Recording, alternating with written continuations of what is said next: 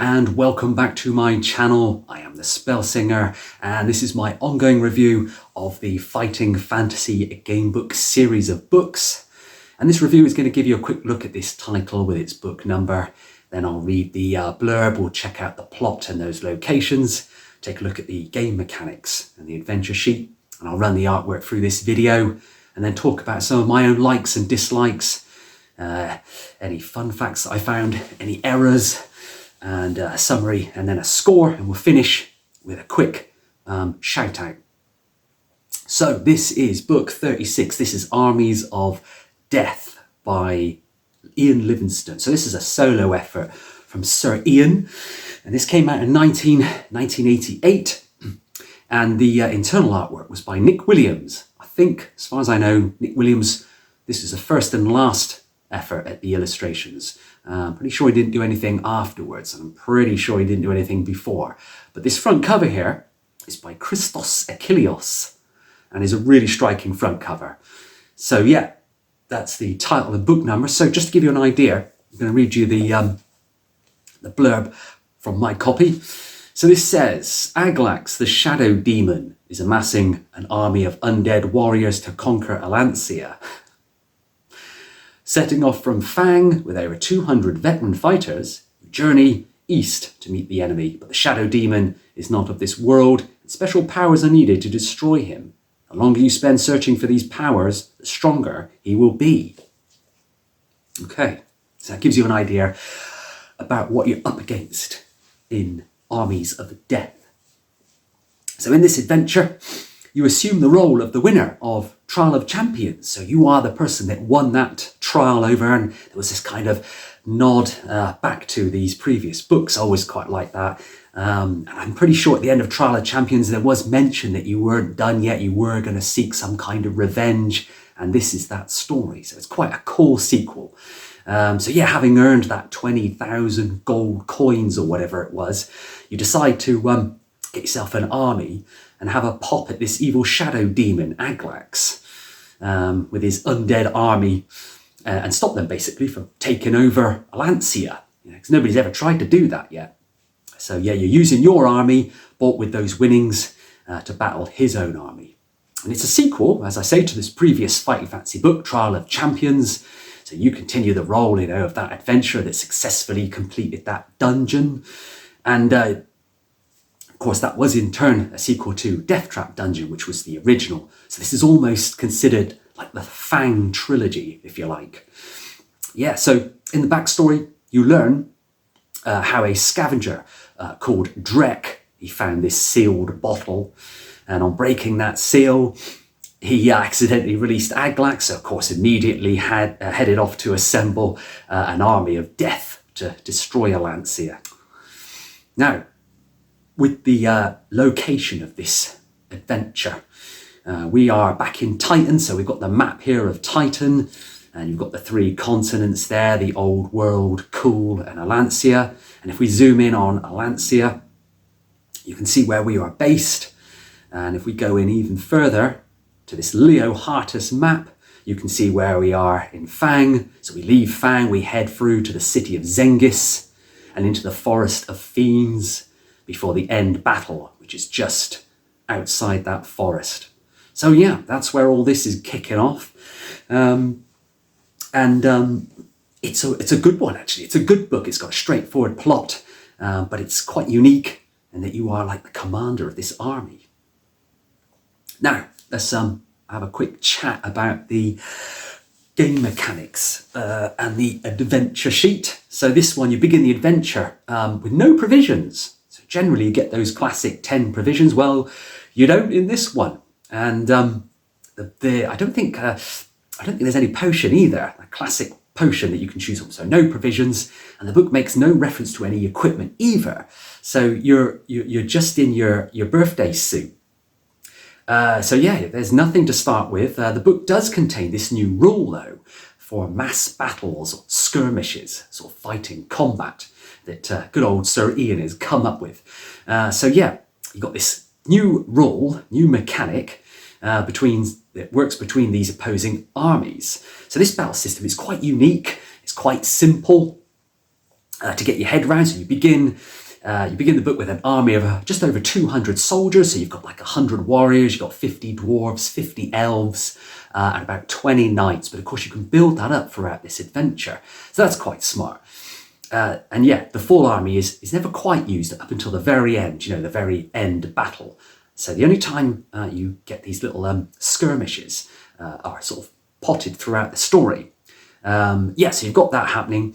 And the skirmish battles involve single units of your army sort of against other small units for the enemy. And most of the time they're relatively easy to win. They're not too tough. Just as well, really, because if you lose these sort of skirmish battles, it's game over. Now, the book has been criticised a little for not taking full advantage of this big army that you've got traipsing around behind you. But for this, I think for tactical decisions, it would be really tough to write a book. I mean, the book would have had to have been a lot bigger if you were going to sort of incorporate that army every time you got into a battle, hence this smaller skirmish sort of mechanic. But as it stands, the skirmish mechanic, it works like this. You note your troops and the enemy troops as well, so you're given those in the book. You compare the size in this handy little chart here. So you compare your size and you kind of just assess your situation. So for example, if you've got 10 dwarves and you're up against 10 hobgoblins, then that would be an even battle. Yeah? But if you've got 10 dwarves and you're up against 15 hobgoblins, your situation would be inferior. So you've got these inferior and superior checks to make. So that's really cool. It works. You roll a single die, you deduct the number instructed from either you or your enemy ranks, and you continue this way until there's no one left. It's not complicated at all, and it can be a bit of fun. There's not too many of these skirmishes in the adventure, but there's enough to sort of make use of the mechanic. The adventure sheet is pretty straightforward as well. So you've got your usual skill, stamina and luck, but like I say, you've got your list of soldiers. So you can see here, you've got your warriors, your dwarves, your elves, your knights, and plenty of space to add extras to it. And there are extras to be found along the way. The whole point of this is to try and bolster your army. And you've got your gold pieces to record there as well. You start off with about 700 of those, so plenty. But you can make up more money as you go. And then you've got your treasure as well. That you might pick up, and any equipment you just grab, you can chuck in there as well. So in terms of the artwork for Armies of Death, this colour map on the inside front cover that you can see here, this is by good old Leo Hartas. He's back, but it wasn't reproduced for the Wizard edition. So yeah, that's a bit odd. Bad luck, Wizard lovers. Now, the internal artwork, Nick Williams, like I say, he's new to this scene. It's quite effective, really. The artwork, the illustrations throughout this book, very effective, very good. But like I say, this cover is excellent, as is only to be expected by good old Christos Achilleos. But yeah, first time for Nick Williams, as far as I know. Only time. So yeah, an artist, designer, author as well, based in Sussex. All the good ones come from Sussex. So yeah, working across all these diverse mediums, best known for his kind of imaginative portraits inspired by Western heritage. Nick Williams' artwork captures the kind of apocalyptic atmosphere that this book requires in a sort of really, really conventional way of conveying that to the reader. Now, Williams' artwork, it's really consistent. It's very detailed throughout this book. Really love the way the artwork kind of plays a part as well in the puzzle side of this adventure. So like the numbered caves on reference 76, I think it is. Let me read that. So yeah, you can see from this image here, you got these numbered caves. The passageway opens up into another cave, although this one is completely empty. However, you have a choice of exits. In the far wall, you see the mouth of 3 tunnels, each one carved to resemble the open mouth of a strange creature. And you notice that 3 of the teeth in the upper jaws of the carved heads have numbers chiseled into them. Choose whichever tunnel you wish to go down and turn to the appropriate number. And of course, there'll be a clue earlier about which numbers are good, which ones aren't so good. And then you've also got the numbered skulls on 121, which you can see in this picture here. A large stone slab blocks your progress down the passageway. However, a slot for a key and crack between the slab and the sidewall leads you to suppose that it could slide into the wall. 3 skulls are mounted on some stone plinths around the slot, and each with a key placed on top and a number stamped onto the forehead. If you wish to try a key, blah, blah, blah, or you'd rather go back down the junction, whatever you want to do. So that's quite smart.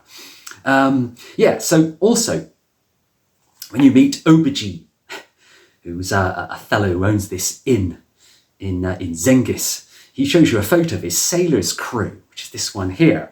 And just read that one to you as well. This picture, I think, pretty sure Ian Livingstone is one of those. He shows up again in some of the artwork. He loves a cameo, doesn't he? He shows up again in some of the artwork a bit later. So for this one, Aubergine opens a cupboard drawer and pulls out a leather-bound book. He opens the book at a marked page and hands it to you. There are 8 people in the picture, each dressed in heavy oilskins.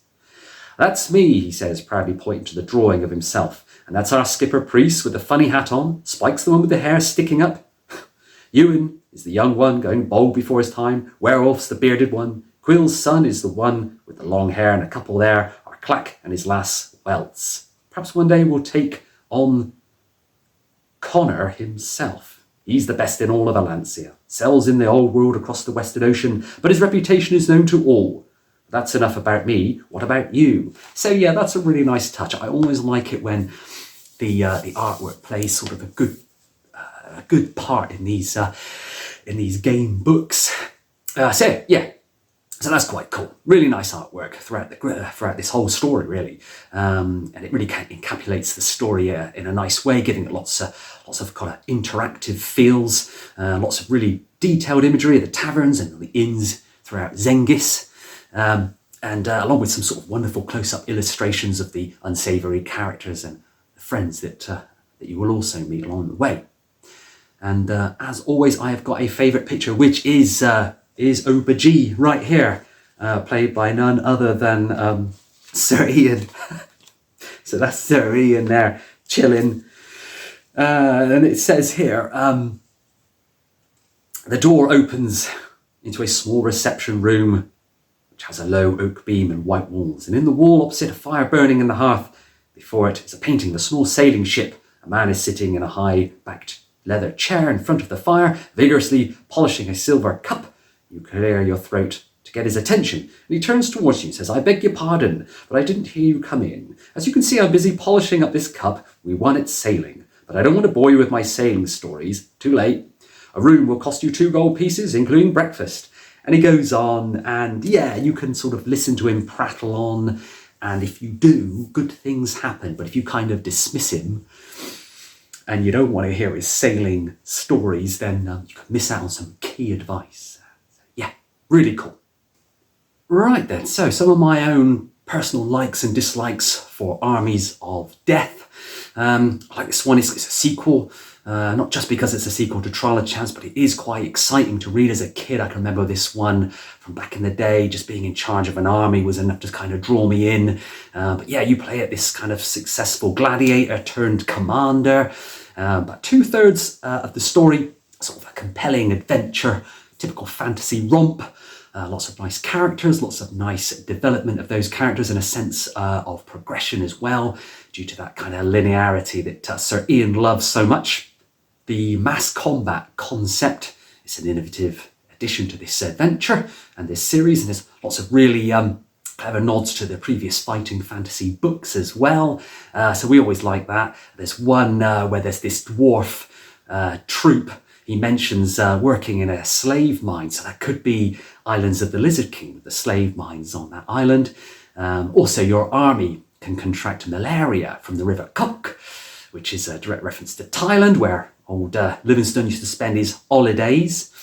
And then also you've got Death Trap Dungeon, a little nod in there. There's a load of traps that to fall foul to.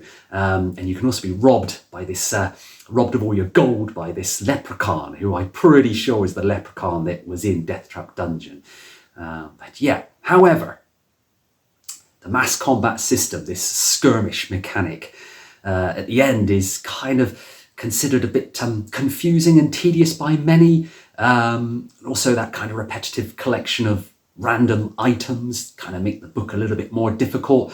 That kind of rears its head again. But if you don't mind that kind of shopping list that Sir Ian loves so much, then it won't be a problem. Some fun facts though for this book. This was the last book in the range, with the exception of Return to Fire Top Mountain, to feature the number of the book on the front cover. No number. Want to tell your friends. And the first printing of Armies of Darkness marked the point at which the series started to boast quite heavily that they'd hit the over 10 million copies sold worldwide. So that was no small feat. And this small fact was, I think it was celebrated by having this back cover banner printed sort of in foil, like the credit on the front cover. And unlike later printings, the foil was kind of like gold instead of that bronze. So that's quite nice, quite a nice touch. The only other books that were printed in this way were the Black Dragon format of that Sorcery series, which I'm also reviewing, and the first two books of Advanced Fighting Fantasy series, which of course we all own, right? Ian Livingstone makes a cameo, like I mentioned earlier, with that aubergine fella. He's the landlord of Helen's House, which is the tavern in Zengis, and he's exceptionally proud of all his sailing achievements. So I'm guessing Ian Livingstone is a big fan of sailing, or I don't know, maybe he sails himself. I ain't got a clue. But to shoehorn it in that way, I'm guessing that probably is the case. But the answer to the question posed on reference 248, which I'll just very quickly read to you. This question that you get in here it's not contained within the book. There's no clue in here. You can only really get it if you read Titan, the Fighting Fantasy World book. So this is what it says. We are the White Knights, and we fight on the side of order, Sir Dean says in a loud voice. If you are to prove to us that you are aligned in order and are worthy of our help, you must answer this question. Which of the 3-star pupils who trained at the school of the Grand Wizard of Yore was the son, typo, of a priest from Salamonis? And you've got options, Yastromo, Nicodemus, or Penticora. But yeah, you'll only know that if you've read Titan, the Fighting Fantasy World book. There's a couple of errors worth mentioning in this one. So at reference 199, you're instructed to turn to reference 33. After about 5 attack rounds of this punch-up you're involved in. However, this guy you're fighting, the mud grinder, I think he's called, he can be killed in 5 or fewer rounds if you use luck to increase your damage, in combat. So that kind of renders reference 33 a bit pointless. But that's literally it. So it's barely even an error, but it's the only one I could find, apart from that duplicate word in that last reference. But yeah, that was literally it. So yeah, it's not bad, not a bad achievement. Right, let's do a summary score for Armies of Death. So at first, I was really excited when this book came out. It's the first time you go, usually you're solo, but it's the first time you go with an army at your back. So it's quite a cool, quite a nice little new original idea from Sir Ian. However, most of the time, your army is kind of resting. When you go to Zengis, it's resting in a field outside Zengis, which kind of makes sense. They wouldn't follow you into the city. But a lot of the time when you're wandering through dungeons and cities, your army's kind of hanging around waiting for you to come back, which is quite noticeable. But like I said, it would make more sense to do that rather than them traipse through a massive city, 300 plus soldiers behind you. So yeah, that kind of makes sense. But yeah, most of the time you're sort of left alone to do your own thing. The first 2/3 are pretty standard adventure in this game book. You pick your path through the city, you wander through that city, you collect a few items, you have a few punch-ups, you got to bulk your army up as much as possible, and obviously most of these smaller armies can be found in the cities of Zengis and around there. And then you trek through some caves and some forests towards this big battlefield. Along the way, you're going to lose stamina from fights and banging your knee when you trip over or whatever. But there's only 10 points of stamina to be gained in this book.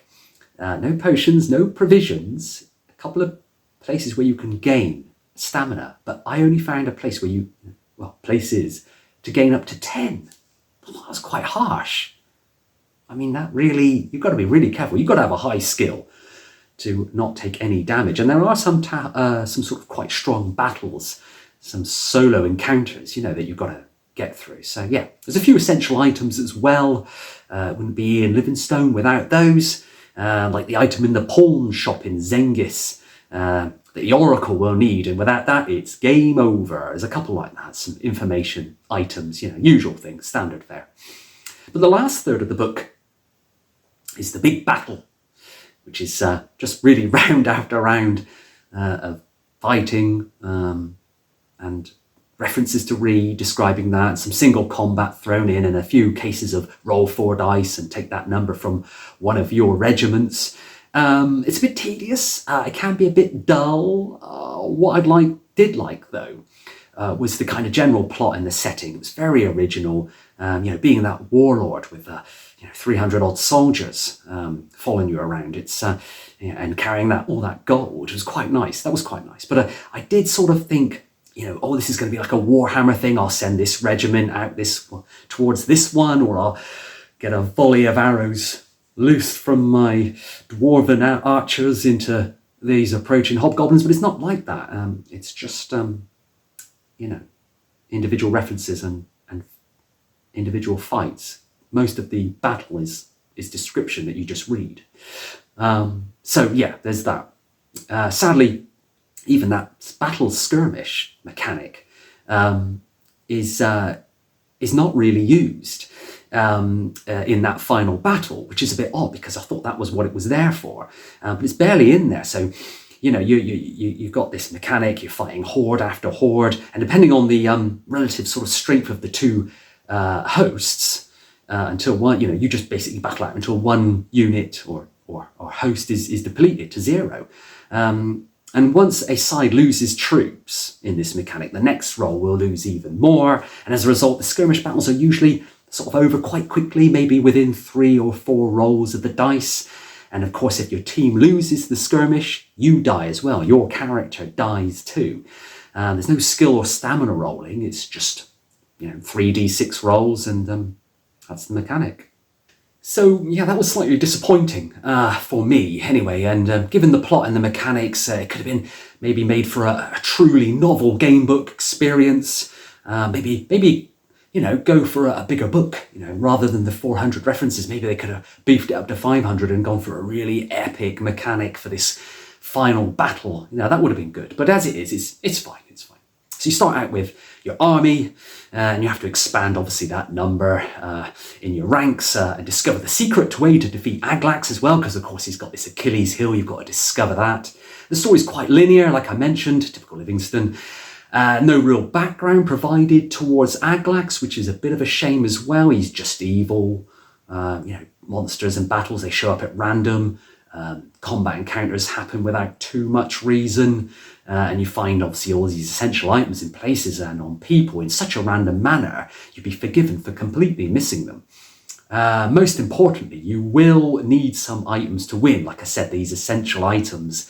They're not too difficult to find. The problem is that you're not really given any clues through the narrative as to the importance of these items when you stumble upon them. So you're very likely to just walk past them and not realise or take them for what they are. The unique battle system, that skirmish I keep harping on about.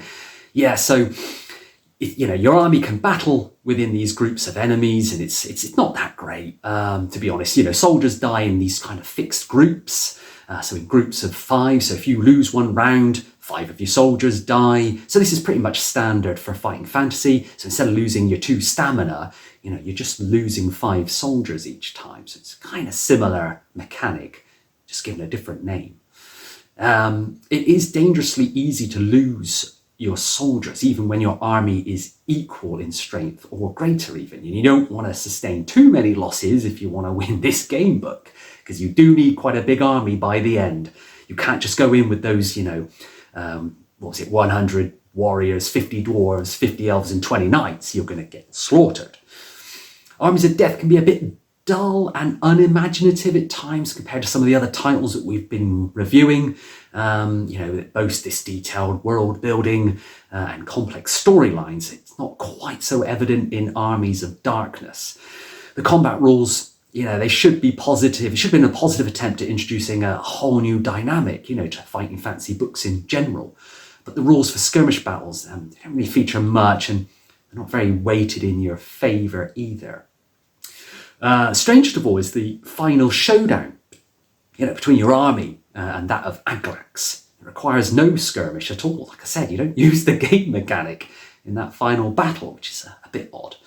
So none of that going on, and this kind of makes the end seem a little bit anticlimactic. You do wonder what the role of your army, that whole army that you've got, was really meant to play in the first instance. Anyway, completing the quest successfully requires, finding the true path as always, amongst the sort of variety of options that you're given, meaning that you're gonna make the wrong turn at some point, but you're still going to experience a really detailed adventure. Completing the book, it requires, a large number of those essential items, like I mentioned, lots of pieces of information. But unlike Crypt of the Sorcerer, that previous book by Ian Livingstone, this book is not so riddled with difficult battles and die roll that you will just die over and over because of bad luck. It's not quite as bad as that. I think he chilled out a little bit after Crypt of the Sorcerer, and rightly so. If you roll a decent skill in this book, you shouldn't have too much trouble getting through the battles in this adventure. A little bit of luck with the dice roll, you'll be fine. Overall, I would not call this the masterpiece that I thought it could be. Still fine, it's quite enjoyable fighter fantasy book. It gets maybe a little less love than it probably deserves. Still worthwhile. It's a good old romp, it's unique. And you get to lead an army. And for that reason, I'd probably give this book a 7 out of 10. So that is my review for Armies of Death. All in all, it's a good old adventure, but I can't help but thinking it could have been so much more. So that is my review. I hope you enjoyed it. Maybe give it a thumbs up. If you've got any comments to make, chuck them in the comments there. Maybe share this link if you think you know someone who might enjoy this as well. And I'll give a quick shout out now to Gamebook Guide. This is the graphic here, and I'll put the link in the description as well. This guy, he's only just started. I think he's at the time of this review, which is December of 25. There's only about 4 videos on there, but he's going through game books. Fighting Fantasy is just one of many that he's starting to review, and he's very good. He's actually very detailed in the way he reviews these books, a lot better than myself. So I would recommend checking out his site if you are sort of into these game books in general. He does modern, he does the old, he does pretty much everything, and I think he's going to progress doing these kind of reviews for the foreseeable future. So check him out. Gamebook Guide. So next book is 37, Portal of Evil. So catch me in that review.